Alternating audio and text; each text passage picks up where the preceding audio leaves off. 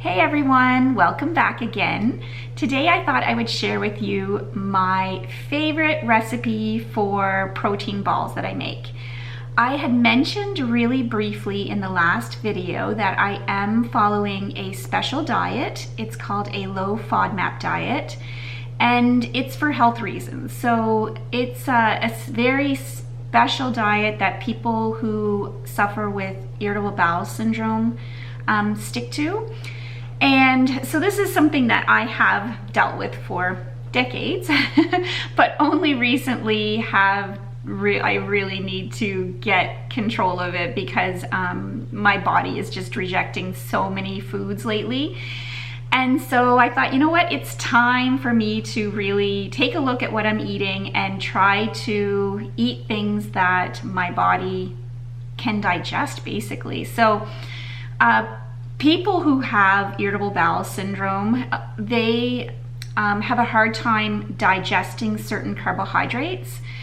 And so those carbohydrates sit in your intestines and ferment really rapidly, and that's what causes the bloating and gas and just uncomfortableness, really. So basically, FODMAP stand for fermentable oligosaccharides, disaccharides, monosaccharides, and polyols.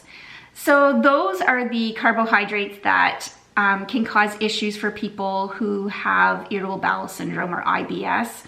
And not every single one mentioned causes issues, and I know for myself, my two main culprits are garlic and onion. So I am avoiding those totally, but I'm also cutting back on dairy and wheat and a lot of fruits and vegetables. So you would just, it's not just as simple as eating healthy. I really have to be careful about what I eat. So anyhow, these protein balls that I make are delicious, and they do not bother me at all. So they are a great treat when I'm really craving something sweet. So this is what I tend to turn to. So they are no bake. So you just kind of throw the ingredients into a bowl, mix it up, and form little balls, put it in the freezer, and that's it. It literally takes minutes to make. So it's super easy. So let me show you the ingredients. Okay, so ingredient number one is I use gluten-free rolled oats. I think you can use a food processor or something like that to kind of break them up.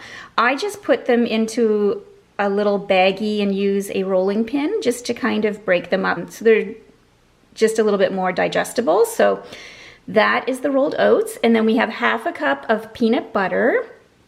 I only have regular peanut butter on hand right now, but they do recommend using an all-natural sugar-free peanut butter. So when I'm done with the peanut butter that I have right now, that's what I'm going to pick up.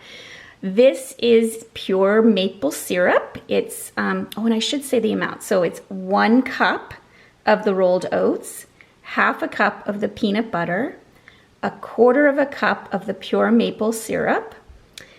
This is 1/4 cup of little mini chocolate chips. Best to use dairy-free for this recipe, unless you don't have issues, then you can just use regular.